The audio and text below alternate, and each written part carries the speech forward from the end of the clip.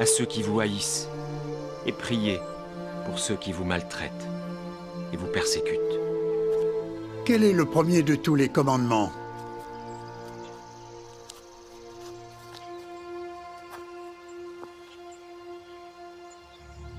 Écoute, Israël. Le Seigneur notre Dieu est l'unique Seigneur.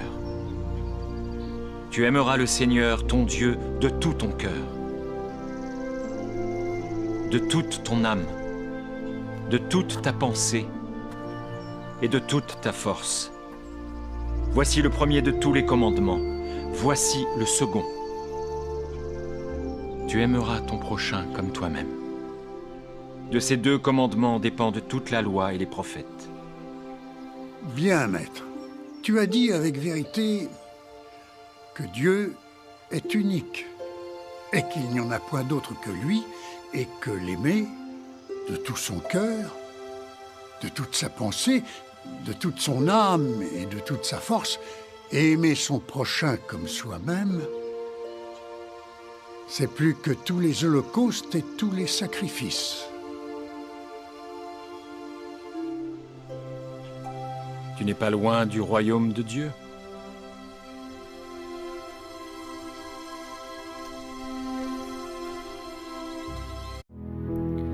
Ne t'inquiète de rien et n'aie aucune crainte.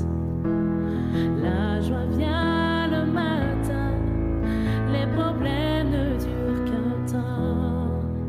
Car il y a un ami nommé Jésus qui essuiera toutes tes larmes. Et si ton cœur est brisé, lève les mains et déclare: oui, je sais que je réussirai. Oui, je sais que je résisterai. Quel que soit ce qui arrivera, ma vie est dans tes mains. Oui, je sais que je réussirai. Oui, je sais que je résisterai. Quel que soit ce qui arrivera, ma vie est dans tes mains. Avec Jésus, oui, je le peux. Avec Jésus, je résisterai. Quel que soit ce qui arrivera, ma vie est dans tes mains.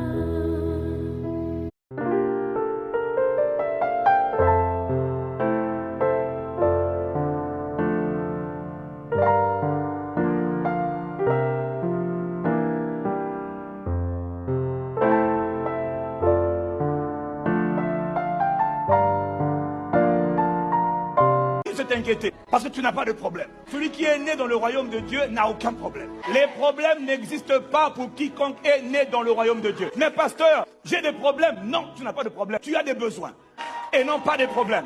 Celui qui marche avec Dieu n'a pas de problème, il n'a que des besoins. Alors, est-ce qu'il y a quelqu'un qui a des besoins? Oui, j'ai des besoins. Comment vais-je faire connaître à Dieu mes besoins? Par la prière et des supplications. Comprends l'importance de la prière quand tu as des besoins. Apprends à me faire connaître, pas à faire connaître aux hommes, non, à moi, Dieu.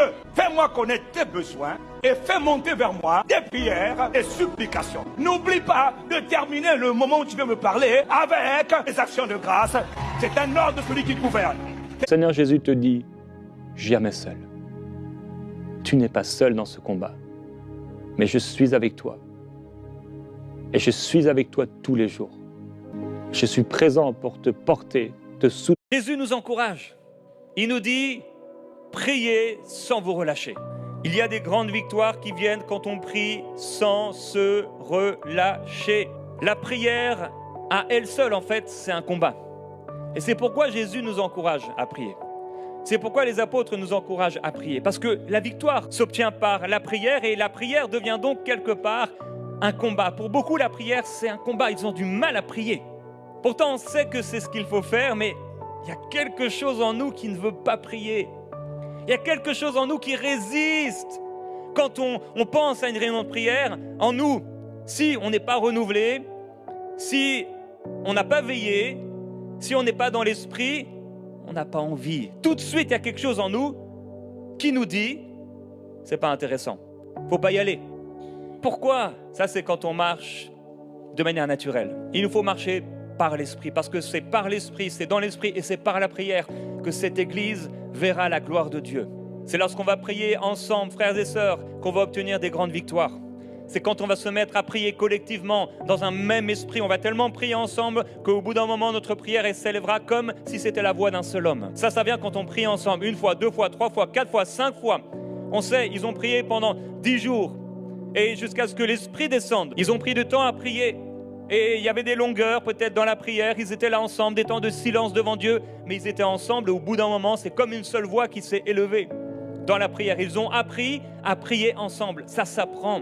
Il faut qu'on apprenne à prier ensemble et plus on va prier ensemble, plus on va être ensemble réunis à prier pour un même sujet et plus au bout d'un moment, la puissance du Seigneur